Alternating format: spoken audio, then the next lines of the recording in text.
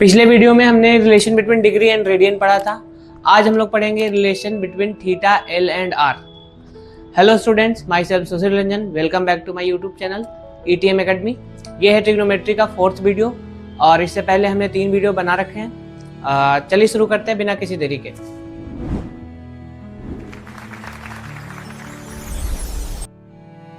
तो हम शुरू कर रहे हैं relation between theta, L and R. ठीक है, तो सबसे पहले मैं एक फॉर्मूला लिख रहा हूं, theta is equal to L by R. ये थीटा क्या है, एल क्या है, आर क्या है, समझते हैं इस चीज को। जैसे मान लेते हैं, let a circle with centre O and radius R।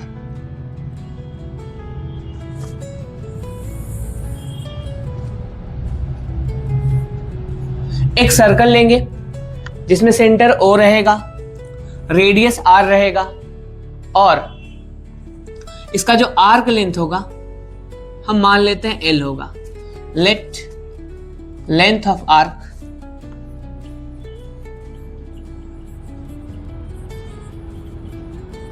Is equal to L।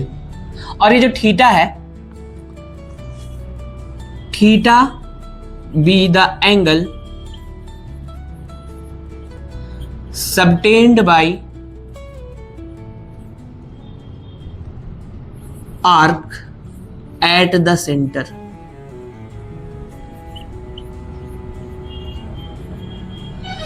मैं एक बार फिर से रिपीट कर दे रहा हूं। एक सर्कल है जिसका रेडियस R है, सेंटर O है, मान लेते हैं कि आर्क लेंथ L रहेगा और ये L सेंटर पर अगर थीटा डिग्री एंगल बनाएगा तो इस केस में इन तीनों के बीच का रिलेशन होता है theta is equal to L by R। कैसे होता है इस चीज को समझते हैं। Theta is equal to L by R कैसे होता है इस चीज को समझते हैं। पिछले वीडियो में मैं ये बताया था कि कोई भी सर्कल का अगर रेडियस R हो और आर्क लेंथ भी R हो तो यहां पर का जो एंगल बनेगा वो 1 रेडियन का एंगल बनेगा। यानी कि मैं बताया था कि अगर आर्क लेंथ AB R हो, रेडियस भी R हो, तो जो एंगल एट द सेंटर होगा, angle at the centre subtended by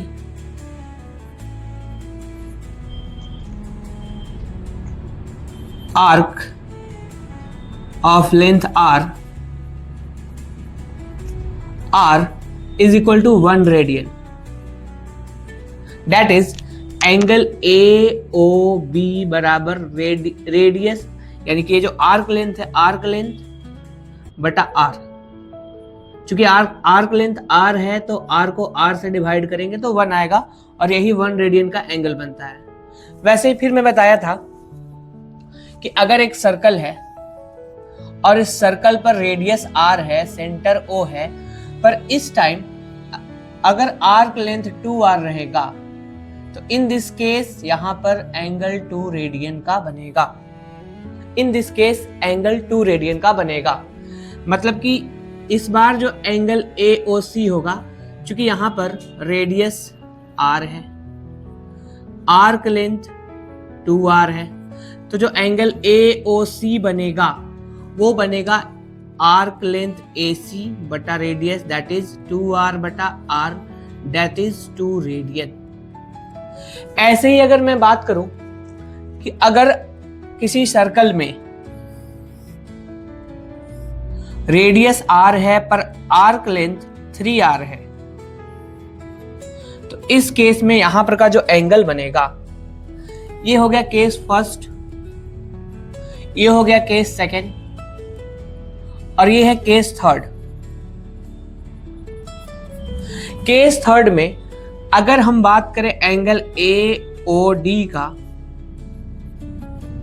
तो इस केस में 3R by R that is 3 radian का एंगल बनेगा।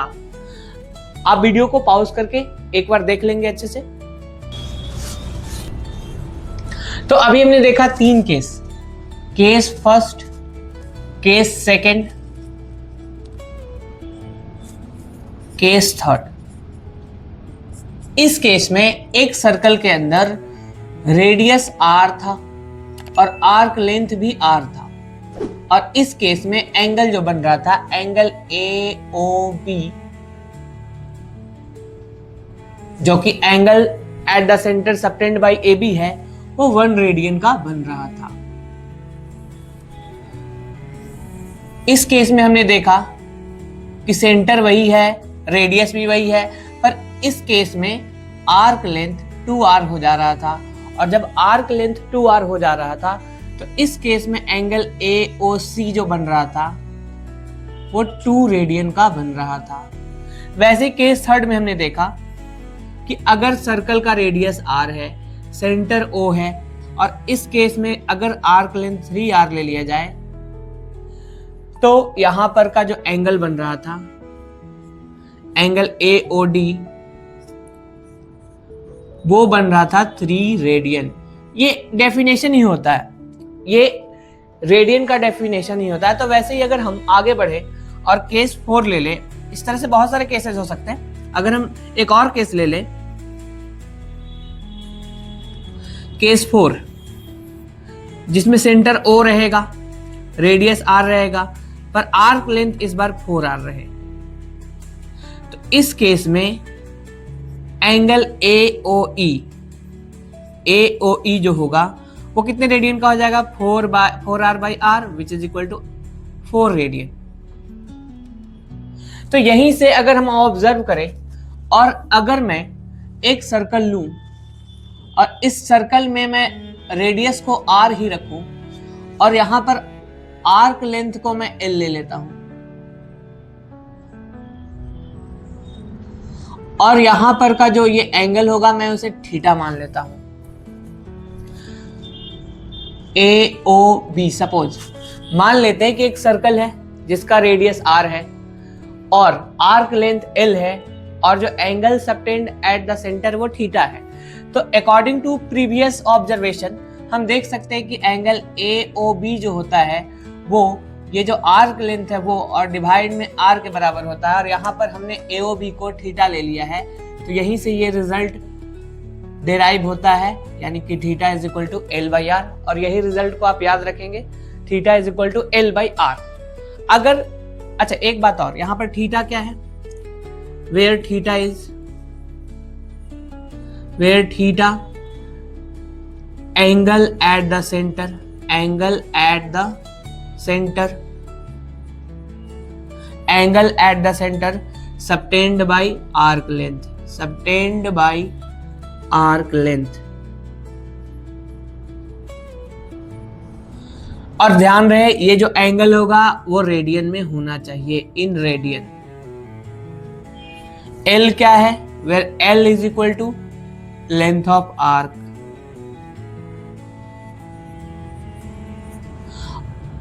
और R क्या है, तो रेडियस ऑफ सर्कल।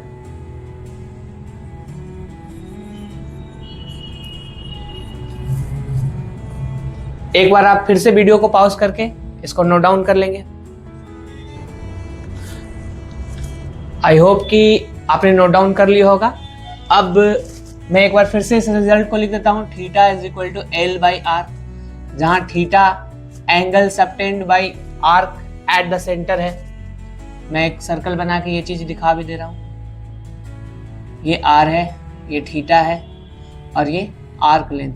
मैं एक बार फिर से रिपीट कर देता हूं, ये जो थीटा होगा वो रेडियन में होना चाहिए, इस बात को आप भूलेंगे नहीं, इन रेडियन में होना चाहिए।